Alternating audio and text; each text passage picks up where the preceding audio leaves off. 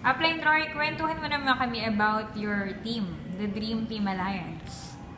Okay. Very interesting question.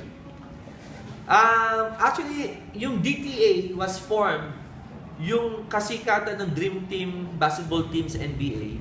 At that time kasi, yung kinreate yung Dream Team na yan, umattend ako ng isang big event ng AIM Global, pero nag-iisa lang ako.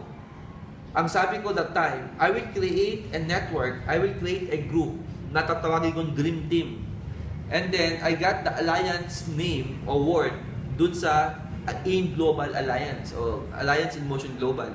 So that time, I created in my mind, it started in my mind to create a Dream Team Alliance na Dream Team in the sense na lahat ng mga top leaders, lahat ng mga leaders na magagaling, lahat ng mga nag-start pa lang, pero may kultura, may structure, merong sunusunod na policy, sumusunod sa company policy.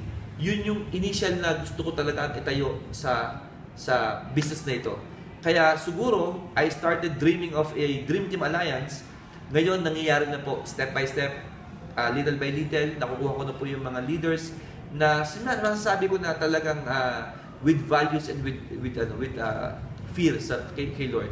Kaya po, maganda, ngayon, nangyayari na po lahat ng aking inisip noon pa.